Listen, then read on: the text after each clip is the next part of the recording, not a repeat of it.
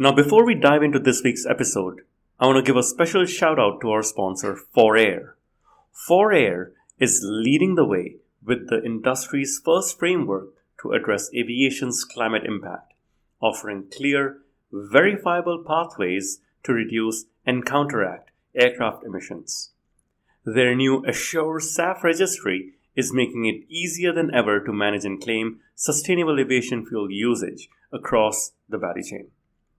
Want to learn more? Check out the show notes. I would say that the most powerful thing in that project, the 100 sustainability initiatives, was engaging our employees. So we got almost 300 ideas from Finnair people, and we selected about 100 out of those. The ideas, they were from very small, very important items that doesn't cost actually anything, from the very big ones that we actually bought a nested batch of the voluntary SAF for 750 tons.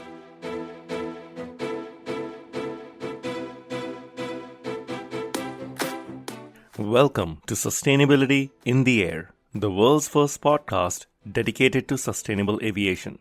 I'm your host, Shashank Nigam, the CEO of Simplifying. Every Thursday, I have important conversations with top aviation executives, technology entrepreneurs, and policymakers helping aviation take climate action. Conversations that help separate the signal from the noise. Whether you are a frequent flyer or an airline executive, if you care about sustainability or simply love traveling, welcome aboard. My guest today is Evelina Huurre, Senior Vice President of Sustainability at Finnair. Not only the country's flag carrier, but also one of the world's oldest airlines that celebrated 100 years last year. To mark this occasion, Finnair embarked on an interesting initiative, implementing 100 sustainability projects sourced from employee ideas. These included small changes like colleague recognition programs for rebuilding company culture to major investments in sustainable aviation fuel. Finnair has also set an ambitious science-based target to reduce their carbon emissions intensity by 34.5%, that's very specific, by 2033, which translates to roughly 13% net reduction in absolute CO2 emissions. I had a fantastic conversation with Evelina about Finnair's journey towards net zero, the realities of SAF, and what it takes to engage both employees and passengers in this transformation. Enjoy the conversation.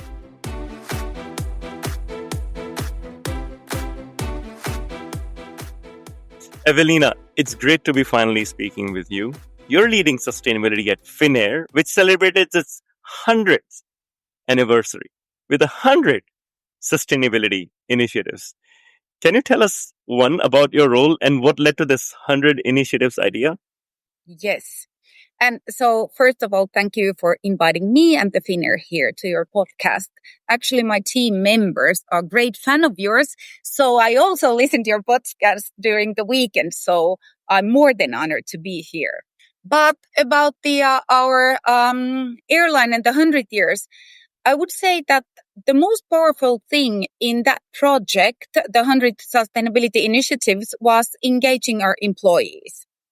So we got almost 300 ideas from Finnair people, and we selected about 100 out of those.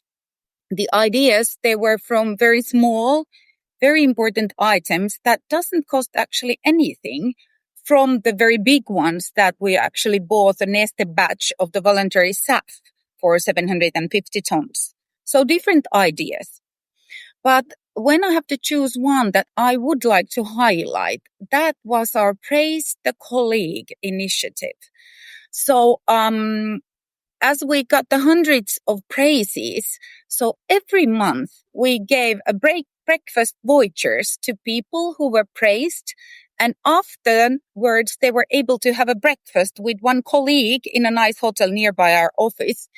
So I would say that that was successful in many ways, because after COVID, that it was very important aspect that the cultural uplift, we were able to do that. And people really started to give very positive feedback to each others.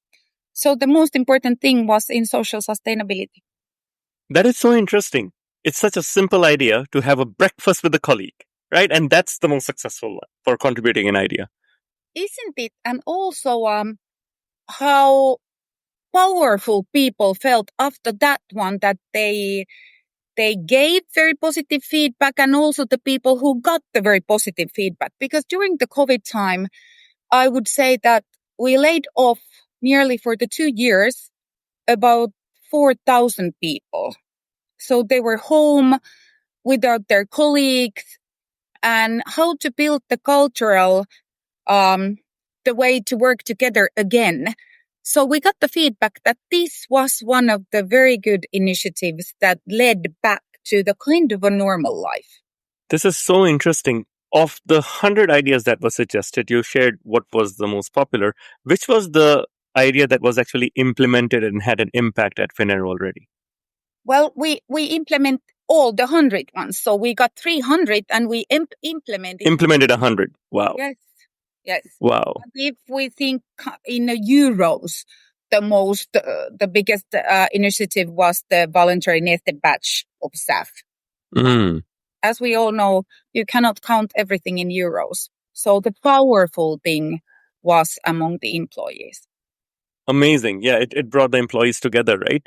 Since you've done implementation, I want to get right into this. One of the biggest dilemmas airlines face is that there is a cost to sustainability initiatives and implementing that. For example, staff usually costs more. In your case, implementing these 100 initiatives, did most of them result in a decrease in cost, let's say reducing fuel burn? Or were there times where there was an increase in cost and yet you went ahead and implemented them? I would say we had both, because if we go to the operational side, for example, there were many initiatives that led to the reducing cost. For example, pilots, they had some, I don't remember those exact, but 2 or 3 ideas that how they could reduce the fuel burn. But so eventually it ended up to reduce cost. But there were some initiatives that led to increased cost. For example, the SAF. It was more expensive than the normal kerosene, but the value in it was in the sustainability. Right. Very, very exciting. I do not know. I know lots of airlines working on some sustainability initiatives, but to have implemented 100, it's quite something. Now, you've also announced a science-based target to reduce carbon emissions intensity by 34.5% by 2033, I believe. And this is ultimately to reach your net zero target of 2050. What does this mean in practice, and how was this strategic decision taken? Okay. Well, in practice, it took 2 years of editing. Yes. And I hope that my team listens this, because this was a team effort. So I'm actually more than proud of the whole team that we were able to do it. It was a huge exercise. But if we start from the beginning, in Finnair, we wanted to do our share in solving the climate challenge of flying. And we know that as an industry, we must reduce the impact flying has on the climate in order to continue the benefit from the social and economical good that aviation brings. We all probably missed our relatives, for example, during the COVID time. So there are many, many, many good things that we have to remember. But we in Finnair, we believe that the Science-Based Target Initiative, the SBTI, it is currently the leading practice globally across industries for setting the credible climate targets. So the SBTI independently assesses companies' climate goals to ensure that they do align with the latest climate science. So our SBTI target is aligned with the 1.5 degrees pathway. So in practice, the climate targets validated by the SBTI, they guide companies, and Finnair in this case, how much and how quickly they need to reduce their carbon emissions to meet the Paris Agreement goals, which is limiting global warming to 1.5 above the pre-industrial levels. But if we go to the numbers, our SBTI target that requires us to reduce our carbon emissions intensity, which is CO2 per RTK, by 34.5 by 2033. So using 2023 numbers as the baseline year. So also we can say that the target translates into an approximate 13% net reduction in our absolute CO2 emissions over the period. This is total. So this is total, not per seat mile. Yes, the total is 13, but if the real number is 34.5, but the emission intensity, it's sometimes difficult to understand. So if we translate it to absolute CO2 emissions, then we can talk about approximately 13. But the 34.5, that's that's made by Excel 2 years. So Wow. the baseline year is 2023. And that's because of after COVID, that was kind of the first normal year that you can compare. So we can also say that we intend to reduce our emission intensity and thus our CO2 emissions by increasing the use of sustainable aviation fuel. That is the number one lever. And we have to use it beyond the current regulatory requirements and by developing, of course, network, fleet, and operational efficiencies. But when we are in Europe and talking about the SAF mandates, those are not enough for the SBTI target. And if we go a bit to the history, our previous long-term target, which was set in 2019, it was actually set 2 weeks before the COVID hit. So we set it in the late 2019. We came out in February 2020, and then we all know what happened. And also after that one, the war in Ukraine, which led to the closure of Russian airspace and losing access to the emission efficient short route between Europe and Asia. So therefore, we also honestly came to the conclusion that we cannot be industry leader and be net zero in 2045 as we set in 2019. So kind of our approach is very realistic, very brutal and honest. And now we can say that we can collectively with the industry, we can achieve net zero emissions by 2050.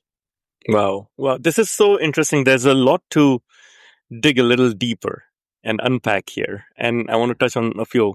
There are very few airlines that I speak with that are willing to admit that they will grow and yet be able to reduce their total emissions. And what you're saying is, despite the growth at Finnair, you are intending to reduce total emissions by 13%. Yes. How do you do that? Yes. So when we're talking about the growth, well, as you and probably most of your listeners very well know, aviation is a business where scale brings benefits. But we must consider also the sustainability aspects and related costs in our plans regarding the growth. So in our SBTI target setting, we have used a number of assumptions. And these include the scenario for aviation growth as outlined by SBTI. But if we grow beyond that scenario, we're honest and saying it openly, we must bridge the gap, for example, by using more SAF. So after the coronavirus pandemic, we have been focusing on getting our finances back in balance, and the continued profitability is key to be able to invest. So it is balancing all the time. But, we want to be very open to say that if we grow beyond the SBTI scenario, we have to bridge the gap by using the SAF.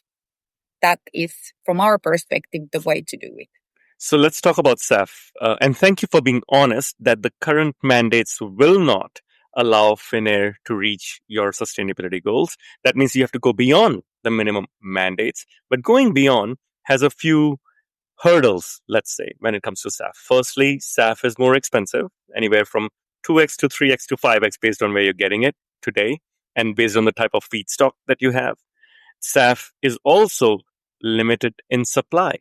How do you intend to overcome some of these hurdles? Yeah. Well, first of all, about the topic of being honest, I was thinking of this podcast that if I would want people to remember one sentence, it would be that it is not about who gets there first, but how do we do this together? I So, love it. yeah, thank you. I like it too because that's part of the honest way of saying it, that for us, it would be extremely difficult to go there first after the COVID and then the Russian airspace closure. But also it highlights the importance of joint effort. So we really need to do these things together. So, yeah. But about the SAF, The cost and the supply issues, right? Is Finnair thinking creatively given Neste is Finnish? Do you have something up your sleeves that will help you get these supplies at a better price? well, this is a good topic because when I was in Amsterdam in the World Aviation Forum and people were talking that Finnair is Finnish company, Neste is Finnish company, so probably we have more benefits than the others. Well, we don't, but of course, Neste is the number one currently and very important stakeholder for us. So, and we are together with Neste, we're thinking all the time that how can we as a companies raise the awareness of SAF and the importance of SAF, because none of us cannot do this by ourselves. So we need companies, we need kind of a corporates, business travelers, we need the cargo, we need normal taxis, all to come with us to cover the cost that SAF brings. So with Neste, we're working kind of from the marketing perspective to raise the awareness and the importance, that how important the SAF is for aviation to be able to be in a sustainable path. But if we're talking about the current challenges around the SAF availability and the affordability, Mm-hmm. and how will we increase the SAF usage, I have to start by saying that in the coming years, our use of SAF will, of course, increase due to the mandates, but also due to our own voluntary efforts. So to us to be able to meet our climate targets, we need to use the SAF beyond what is required by law, as I said previously. But however, the progress will not be rapid, neither linear. So, and again, to be honest, SAF accounted for about 0.4% of the jet fuel we used last year. And this year, we're expecting it to rise to 1.8%. So most of this will be mandated SAF, but in addition to the mandated SAF, we will source some voluntary SAF. And in 25, internally, we have decided that we aim to double our voluntary SAF purchases from the 24. Oh, fantastic. Yeah, And it is fantastic. will this just be in Finland? Where is this being supplied? Actually, we have been supplying all around, mainly in Europe currently. So I don't think that it's limited to Finland. But yeah, we'll see, but not limiting to Finland. That's what I'm sure about. Okay, fair enough, fair enough. Beyond SAF, what are the strategies is Finnair looking to improve fuel efficiency or reduce overall emissions? Are there some operational changes or efficiencies you're seeking or some new technologies you're looking at? Yeah. So, well, we have a president now who is always using 3 points, but now I might need 4. So one of is using less fuel. So we're constantly working on using fuel as efficiently as possible. So for example, we do optimize the allocation of aircraft to different routes. on a daily basis, according to varying demand and fuel consumption, of course. And our pilots, they are trained to fly very fuel efficiently, and they have different tools in place for optimizing the flight levels and speeds to save fuel. And if you now ask what are the tools, then we have to have a new podcast, because I have to ask my colleagues what are the latest in that field. Now we have a sequel in preparation here. Yes. But of course, we apply the single engine taxiing, and then this APU, which is the auxiliary power unit of APU. Yeah, when practicable. But also our uncongested home hub Helsinki, that is very ideal for fuel-saving, continuous, decent approach landings. So this was something that, for example, I didn't know previously how ideal the Helsinki hub actually is. But then the number 2 is that we're doing also a lot of work to reduce the weight.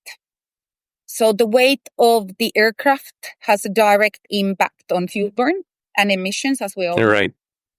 And the weight is thus a consideration for different items on board, from, for example, carpets to seats to trolleys. So, for example, we do optimize the amount of potable water on board to manage the weight. And the weight is actually one of the factors every time when we choose materials for the cabin elements. And then the number point would be the fly with the modern fleet. So the Finnair fleet that we're very proud of. So we fly with one of the most modern wide-body fleets in the Europe. So 2/3 of our wide-body aircrafts are state-of-the-art by Airbus 350s, which do have 25% better fuel efficiency compared to other current generation aircraft, so to say.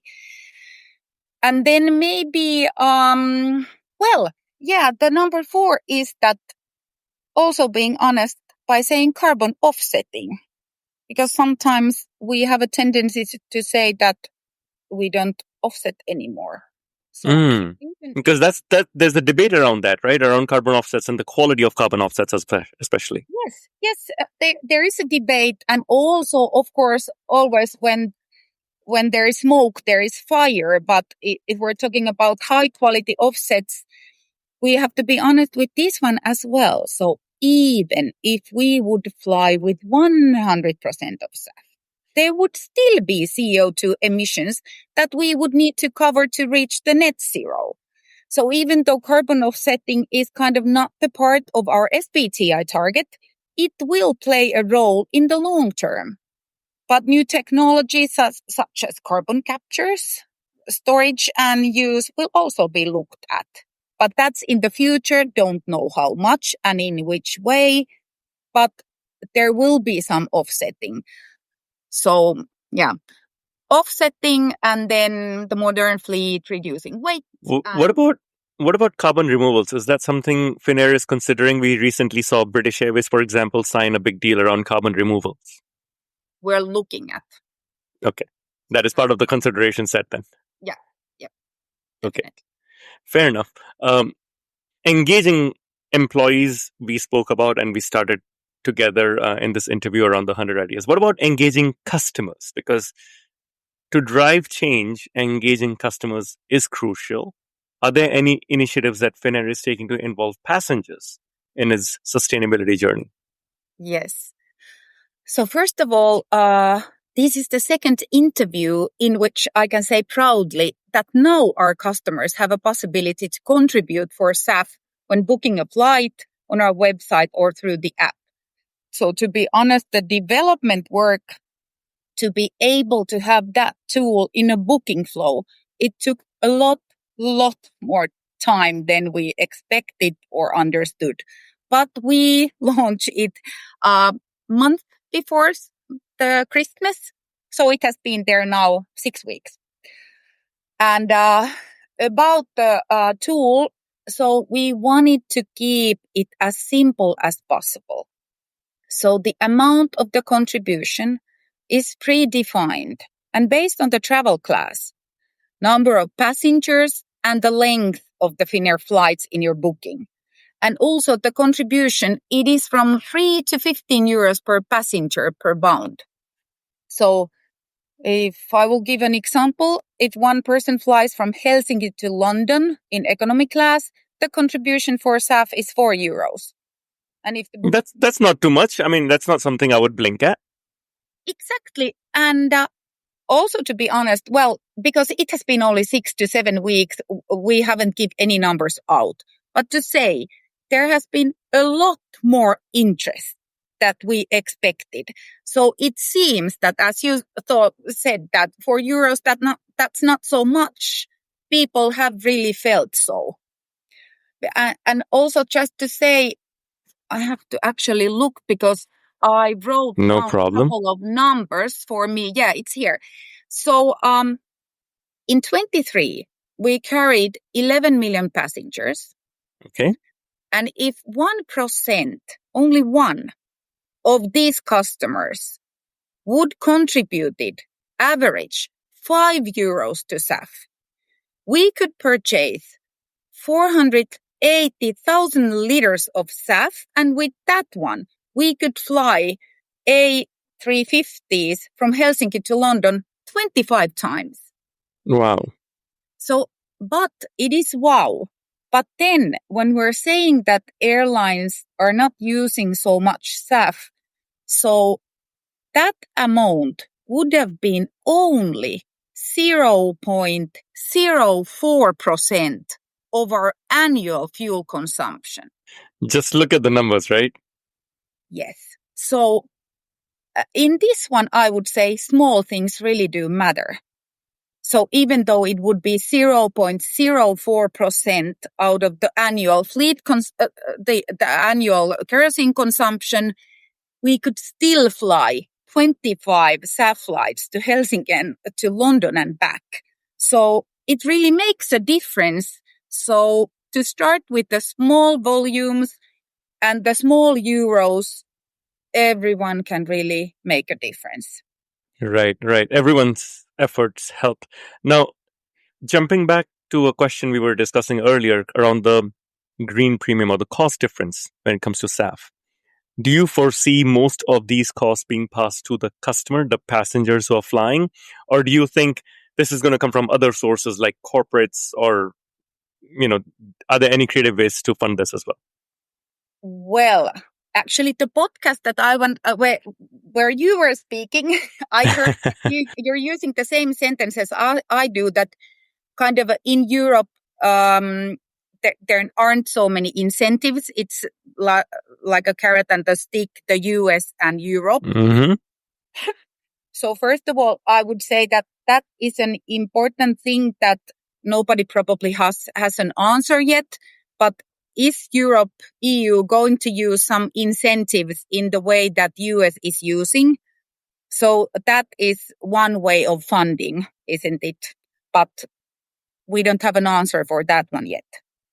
So what will happen in Europe with the incentives? Let's see. My personal opinion is that probably there will be something. I'm hoping it, but let's see.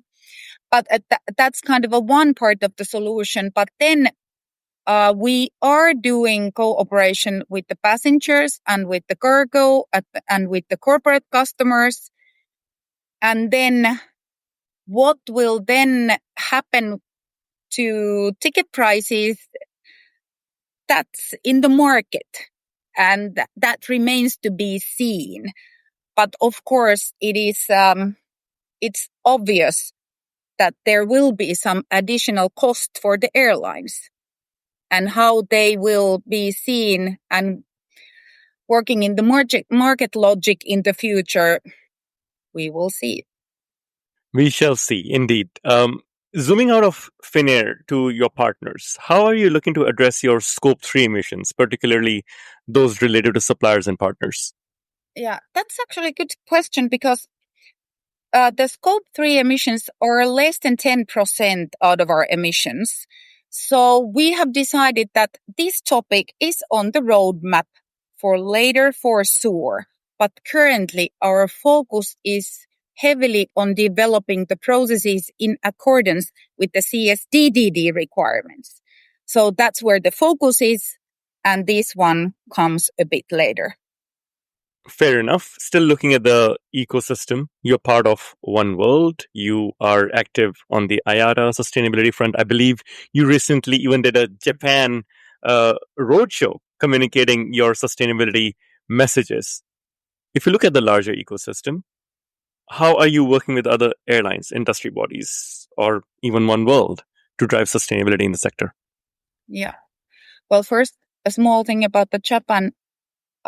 People were so interested in sustainable travel in total that I felt kind of like a royalty because people were so thrilled to hear more.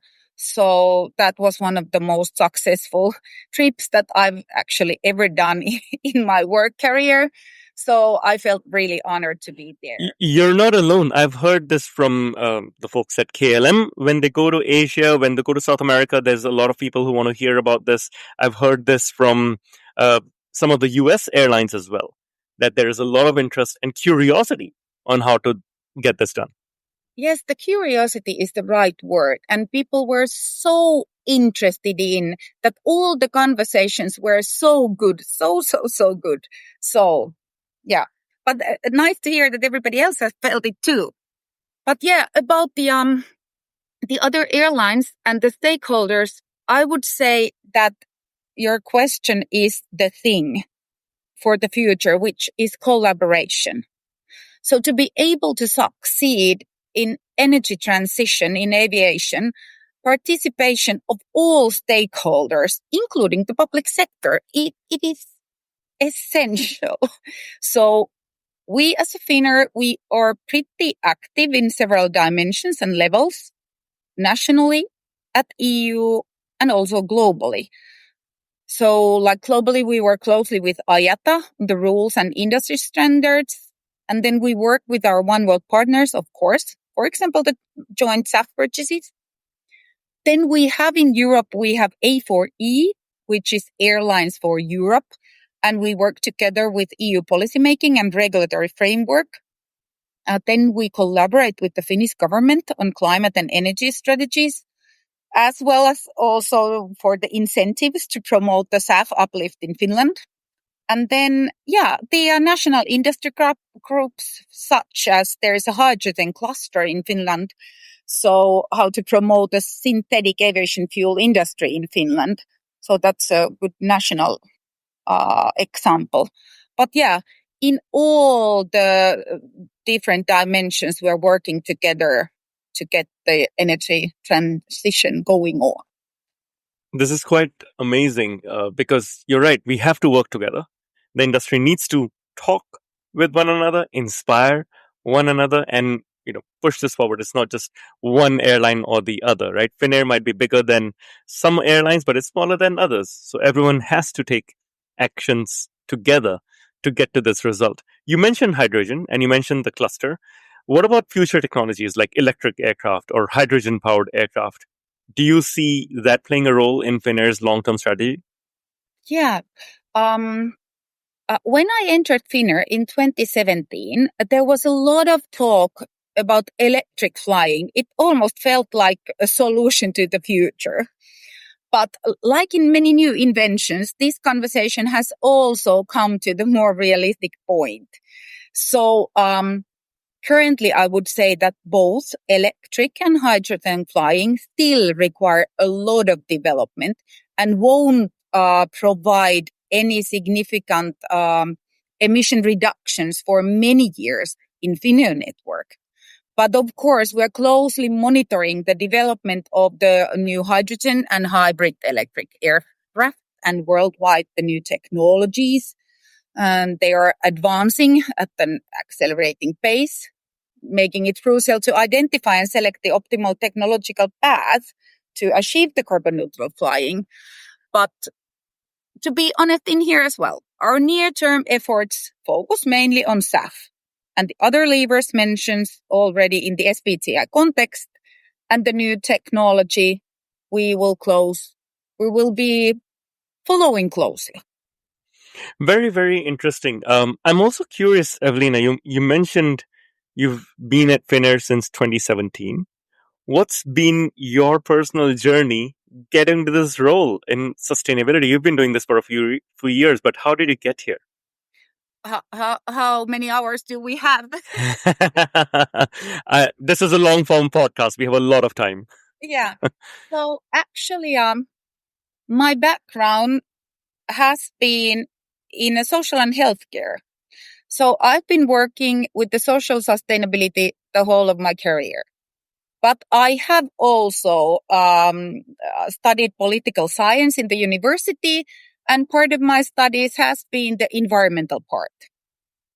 And then when I was in operational role in Finnair 4 years, then we ended up to the conversation that because the one who was doing the sustainability was leaving the company, and then we ended up to that actually I have all the levers in my background, but hadn't actually done this role before. So I've been a business unit leader in different, like in public sector or in private sector. And then we realized that because this is changing industry and needs also kind of the business background, that Finnair was brave enough to try that. Can I handle this? And actually, I have to say that I have enjoyed every day. I have been able to learn new by myself. I'm glad that this is not the TV, so the listeners don't see that I'm not 30 anymore. In this stage, it's very valuable to learn something new, but also probably I have also been able to give something to Finnair. So it has been a win-win journey.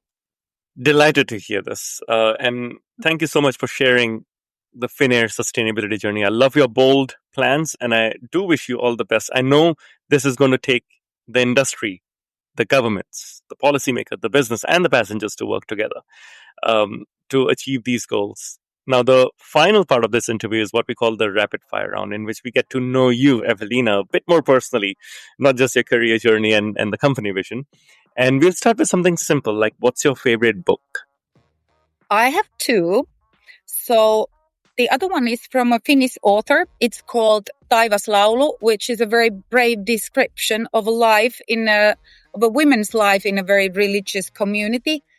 But from the global authors, I would say it's Khaled Hossein's And the Mountains Echoed.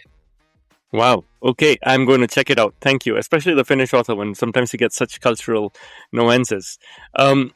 Since you work with an airline, I won't ask you what your favorite airline is. What about your favorite airport? Well, now I have to say honestly that it really is Helsinki currently, because after the renovation, it is brilliant. So this is not only saying it's the home base, but it is lovely. Please come and see the Helsinki hub. Love it. I have been through it, and I think the design stands out. It's such a breeze to transit within Helsinki. It's a very easy airport to navigate. I have enjoyed my time there. Your favorite city? New York. Okay. Favorite movie? Chocolat. I don't know. Do you remember it? It's Yes. years old. Yeah, Juliette Binoche and Judi Dench. Wow. Okay. What do you do in your free time? Food. So we cook and eat. Also read books, but mainly we do food. Okay. What is something you'd like to learn? Well, as I said, really, the last 3 years, I think every morning has been an open window to learn something new, and very often in the evening I have felt it. But if I have to nominate something specific, I would say that I want to learn how to be present better. I want to skip the multitasking and really pay attention solidly to the people that they do deserve. Very nice. Very nice. And final question. If we are speaking 1 year from today and we are popping champagne, what are we celebrating? Successful CSRD reporting. Oh my goodness. Reporting, huh? There's so many chief sustainability officers I speak with for whom reporting is top of mind, not necessarily the action. I hope that the reporting here is helping you with the actions and not taking your time away from them.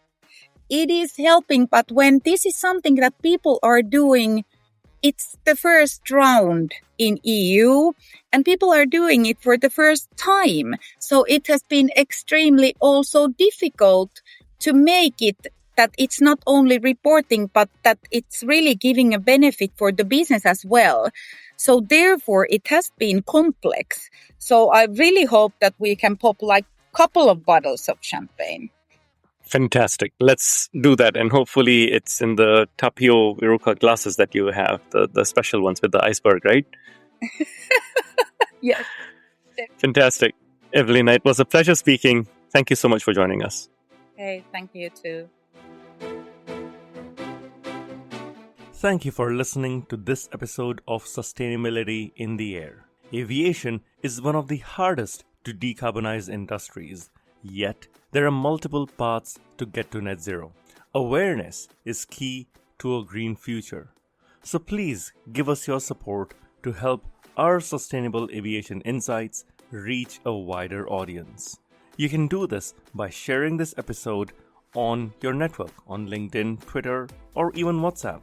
Or perhaps you might consider leaving a review on Apple Podcasts, Spotify, or wherever you listen to this episode. You can start a conversation with us by writing to us at podcast@simplifying, that's simply with an i.com. And for more content on sustainable aviation, please visit our website green.simplifying.com and join the movement.